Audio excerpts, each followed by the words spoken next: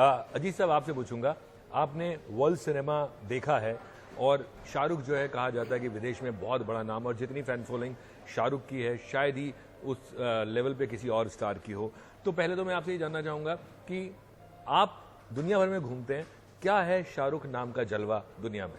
सबसे पहली बात कि शाहरुख एक फेनोमेना है और शाहरुख के कमबैक में सबसे बड़ी चीज आई है उनकी संजीदगी, उनकी गंभीरता, जो शुरू के उनकी फिल्मों में नहीं दिखाई देती हमें। एक लवर बॉय से एक सेंसिटिव और जिम्मेदार नागरिक में जो उनका ट्रांसफॉर्मेशन है, ये बहुत बड़ी बात है, जिसने पठान को भी सुपरहिट किया, जवान को भी सुपरहिट किया। दूसरा, हमें ये नहीं भूलना चाहिए कि जो कोविड में और उससे पहले हमारा देश दो तरह की क्राइसिस से गुजर रहा था। एक तो था किसान आत्महत्या कर रहे थे और दूसरा था हेल्थ सिस्टम कोलैप्स हो चुका था।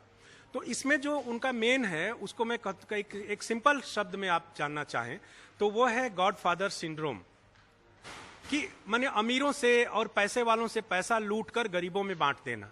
चूंकि हमारा देश 140 करोड़ का देश है, जिसमें 80 करोड़ जनता 5 किलो अनाज पर जी रही हो, उसमें ये फार्मूला कितना हिट होगा आप सोच सकते हैं।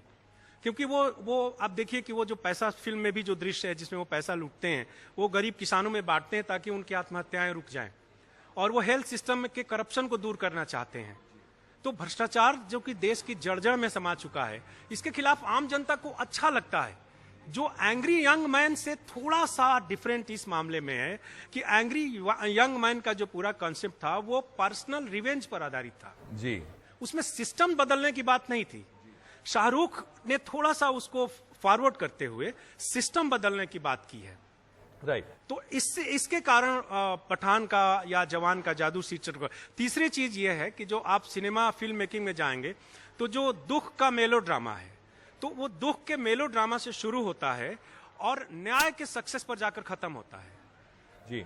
ये जो रेंज है दुख के मेलोड्रामा से और न्याय के सक्सेस पर, इसलिए ये ताली बजवाता है ऑडिटोरियम में सबसे जी।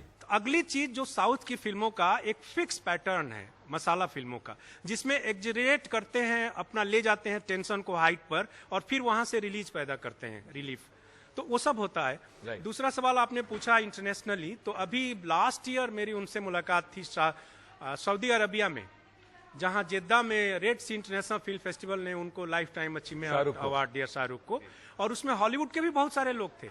तो हॉलीवुड के लोगों को उनका चेहरा नहीं याद था लेकिन उनका नाम याद था। तो जैसे ही मन से अनाउंस हुआ कि शाहरुख खान, तो बगल में बैठे हॉलीवुड के जितने स्टार्स थे उन्होंने कहा, oh we are sitting with Shahrukh Khan. Okay. तो ये उनका जलवा है। दूसरा, टर्की में और सऊदी अरबिया में और जितने भी मुस्लिम कंट्रीज और यूरोपियन और रूस में, एक जमाने में जो अमिताभ बच्चन को हासिल था या जो राज कपूर को उससे पहले हासिल था, मिथुन चक्रवर्ती साहब को, मिथुन चक्रवर्ती को रूस में था केवल। तो शाहरुख खान इंडियन सिनेमा के पोस्टर बॉय हो चुके हैं इस समय जी, इसलिए उनका जलवा सिर चढ़कर बोल रहा है सब जगह। मेरी एक और मुलाकात उनसे लंदन में है, हमारे दोस्त के यहाँ।